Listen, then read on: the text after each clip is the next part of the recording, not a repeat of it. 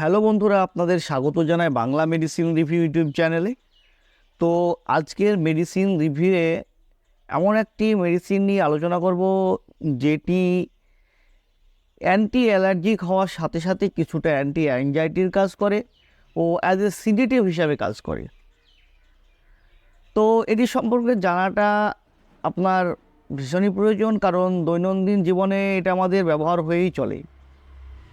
তো এটির ব্যবহার, এর সাইড ইফেক্ট, কী কী সাবধানতা অবলম্বন করে ট্যাবলেটটি ব্যবহার করতে হবে, তাছাড়া কোন কোন পেশেন্টদের এই ট্যাবলেটটি ব্যবহার করা যাবে না, এটা আমাদের শরীরে কিভাবে কাজ করে অর্থাৎ মোড অফ অ্যাকশান, তো সমস্ত বিষয়ে ডিটেলসে আলোচনা করব। তো তার আগে আপনি যদি আমার চ্যানেলে নতুন হয়ে থাকেন, চ্যানেলটিকে অবশ্যই সাবস্ক্রাইব করে সম্পূর্ণ ভিডিওটি দেখতে থাকুন। ডক্টর রেড্ডিস ল্যাবরেটরির যে অ্যাট্রাক্স 25 mg ট্যাবলেটটির মূল উপাদান হাইড্রোক্সিজাইন হাইড্রোক্লোরাইড। এই হাইড্রোক্সিজাইন হাইড্রোক্লোরাইড একটি ফার্স্ট জেনারেশনের অ্যান্টিহিস্টামিন, যে রাসায়নিক দিক থেকে পাইপেরাজাইন ডেরিভেটিভ, অর্থাৎ পাইপেরাজাইন ফ্যামিলি থেকে বিলং করে। তো এই অ্যান্টিহিস্টামিনকে কয়েকটি ভাগে ভাগ করা যেতে পারে, যেমন ফার্স্ট জেনারেশনের অ্যান্টিহিস্টামিন, সেকেন্ড জেনারেশনের অ্যান্টিহিস্টামিন, তাছাড়া সিডেটিভ, নন সিডেটিভ। আবার এই ফার্স্ট জেনারেশনের অ্যান্টিহিস্টামিনের মধ্যে আবার সিডেটিভকে কয়েকটি ভাগে ভাগ করা যায়, যেমন হচ্ছে হাইলি সিডেটিভ, মডারেটলি সিডেটিভ ও মাইল্ড সিডেটিভ। তো আজকের যে ট্যাবলেটটি, আজকের যে মেডিসিনটি হাইড্রোক্সিজাইন হাইড্রোক্লোরাইড, ফার্স্ট জেনারেশনের অ্যান্টিহিস্টামিন হওয়ার সাথে সাথে এটি হাইলি সিডেটিভ। তো এটি আমাদের শরীরে কিভাবে কাজ করে সেগুলো জানার আগে আমরা জানব অ্যালার্জি সম্পর্কে। আর যে অ্যান্টিহিস্টামিন বললাম, ওই হিস্টামিনটা কি? তাহলে আমাদের শরীরে অ্যালার্জি রিয়াকশান কখন দেখা যায়? যদি কখনো কোনো অ্যালার্জেন আমাদের শরীরের অ্যাটাচে আসে বা আমাদের শরীরের স্পর্শে আসে, আমাদের শরীর অর্থাৎ আমাদের শরীরের মধ্যে তখন এক ধরনের কেমিক্যাল তৈরি করে, যেটি হচ্ছে হিস্টামিন। এই হিস্টামিন একটি লোকাল হরমোন, যে একটি নির্দিষ্ট জায়গায় ক্রিয়া করে, অর্থাৎ যেখানে আপনার যে অ্যালার্জেন রিয়াকশান ঘটে যে স্থানে, সেইখানে এই হিস্টামিন তৈরি হয় এবং এই হিস্টামিন ক্রিয়া করে। কি কি করে? সেখানে skin swelling, skin redness, itching প্রভৃতি ক্রিয়া করে। তো এই হিস্টামিনকে কয়েকটি ভাগে ভাগ করা যায়, যেমন হচ্ছে H1, H2, H3, H4। অর্থাৎ আমাদের আজকের আলোচ্য বিষয় যেটি, সেটা হচ্ছে H1। অর্থাৎ H1 যেহেতু হাইড্রোক্সিজাইন হাইড্রোক্লোরাইড একটি H1 রিসেপ্টর অ্যান্টাগনিস্ট, তাই আমরা আলোচনা করব H1কে নিয়ে, যেটি আমাদের স্কিনের মাস্ট সেলে থেকে সিক্রেশন হয় এই হিস্টামিনটি। আর এই অ্যান্টিহিস্টামিন কী করে? ওই হিস্টামিনকে রোধ করার কাজ করে, অর্থাৎ ইনহিবিট করে। এইভাবেই অ্যান্টিহিস্টামিন আমাদের শরীরে কাজ করে। তো চলুন জেনে নিই এর ব্যবহার সম্পর্কে।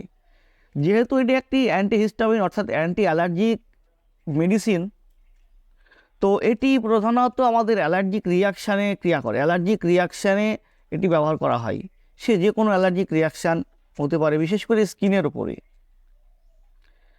যদি কোনো পেশেন্টের urticaria, atopic dermatitis, contact dermatitis, scabies প্রভৃতি রোগগুলি, যেগুলির লক্ষণ প্রায় একই ধরনের, skin rashes, skin swelling, skin redness, itching প্রভৃতি, তো সেই সব ক্ষেত্রে অন্যান্য মেডিসিনের সঙ্গে ডাক্তারবাবুরা এই ট্যাবলেটটি ব্যবহার করে থাকেন।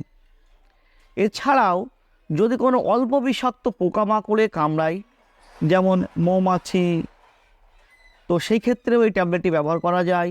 এছাড়াও নাক দিয়ে জল ঝরা, হাঁচি কাশি প্রভৃতিতে এই ট্যাবলেটটি ব্যবহার করা যায়। এই হাইড্রোক্সিজাইড হাইড্রোক্লোরাইড ট্যাবলেটটি যেহেতু একটি ফার্স্ট জেনারেশনের অ্যান্টিহিস্টামিন হওয়ার সাথে সাথে হাইলি সিডেটিভ, তাই এটি অল্প সময়ের জন্য পেশেন্টদের অচেতন করার জন্য এটি ব্যবহার করা হয়ে থাকে। যেমন যদি কোনো পেশেন্ট এমআরআই করার অবস্থায়, অর্থাৎ এমআরআই সিটি স্ক্যান করার আগে অচেতন করতে হয় কিছুক্ষণের জন্য, যাতে করে পেশেন্টটি সিটি স্ক্যান ও এমআরআই করাকালীন মুভমেন্ট না করতে পারে, সেই ক্ষেত্রেও এই ট্যাবলেটটি একটি নির্দিষ্ট ডোজে ব্যবহার করা হয়ে থাকে। তো এর মূল যে ব্যবহার সেটি হচ্ছে অ্যালার্জিক রিয়াকশানে ব্যবহার করা হয়ে থাকে, বিশেষ করে স্কিন অ্যালার্জিক রিয়াকশানে। তাছাড়া এটি যেহেতু হাইলি সিডেটিভ হওয়া, এটি আমাদের সিএনএস অর্থাৎ সেন্ট্রাল নার্ভাস সিস্টেমের উপরে ক্রিয়া করে, তাই মোশন সিকনেস, ভার্টিগো, বমিটিং অর্থাৎ নাউসিয়া ক্ষেত্রে এটি ব্যবহার করা যেতে পারে। তো বন্ধুরা, কম বেশি জানা গেল ব্যবহার সম্পর্কে। তো চলুন জেনে নিই এটির সাইড ইফেক্ট সম্পর্কে। এটি হাইলি সিডেটিভ হওয়ায় আপনার ঘুম অর্থাৎ ঘুম বেড়ে যায়, ঘুম ঘুম ভাব হয়। এছাড়াও চেস্ট পেইন অর্থাৎ বুকে যন্ত্রণা, হার্ট রেট ইররেগুলার হওয়া, কমা বাড়া করা, গিলতে অসুবিধা হওয়া প্রভৃতি দেখা দেয়। তো কী কী সাবধানতা অবলম্বন করে আমাদের এই ট্যাবলেটটি ব্যবহার করতে হবে? এটি হাইলি সিডেটিভ হওয়ায় আপনার ঘুমের কারণ হতে পারে ট্যাবলেটটি, তাই এটি খাওয়াকালীন বা এটি নেওয়াকালীন কোনো ড্রাইভিং করা যাবে না। বিশেষ করে যারা হেভি ভেহিকেলস ড্রাইভ করে তাদের ক্ষেত্রে এই ট্যাবলেটটি দেওয়াই যাবে না।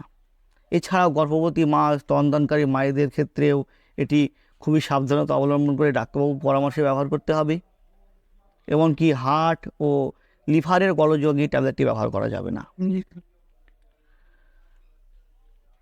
তো ডোজ সম্পর্কে ট্যাবলেটটির বলতে গেলে, যেহেতু এটি শিডিউল এইচ ক্যাটাগরি ড্রাগ, তাই ডোজ ঠিক করবে আপনার ডাক্তারবাবু। আপনার শরীরের কন্ডিশন অনুযায়ী, আপনার রোগের কন্ডিশন অনুযায়ী ডাক্তারবাবু আপনার ডোজ সিলেক্ট করবে, সেই ডোজে আপনি ব্যবহার করবেন। অন্যথায় আপনি সেলফ মেডিকেশন, এই ধরনের মেডিসিন বলে নয়, যে কোনো মেডিসিনই সেলফ মেডিকেশন করবেন না। সেলফ মেডিকেশন করার ফলে আপনার শরীরে বিভিন্ন রকম সমস্যা দেখা দিতে পারে। একটি মেডিসিন সবসময় আমাদের শরীরের যে উপকার করে সেটাই নয়, অনেকাংশে ক্ষতিও করে যদি সেটা ওভারডোজে অনিয়মে ব্যবহার করা হয়ে থাকে। তাই সবসময় ডাক্তারবাবুর পরামর্শে ডাক্তারবাবুর সিলেক্ট করা ডোজে ব্যবহার করবেন, যাতে করে সমস্যার সম্মুখীন হতে হবে না। তো বন্ধুরা, এই ছিল অ্যাট্রাক্স 25 অর্থাৎ হাইড্রোক্সিজাইড হাইড্রোক্লোরাইড ট্যাবলেট সম্পর্কে একটি ভিডিও। যদি আপনাদের ভালো লেগে থাকে অবশ্যই চ্যানেলটি সাবস্ক্রাইব করে লাইক দিতে ভুলবেন না। দেখা হচ্ছে পরবর্তী ভিডিওতে। সুস্থ থাকবেন, ভালো থাকবেন, ধন্যবাদ।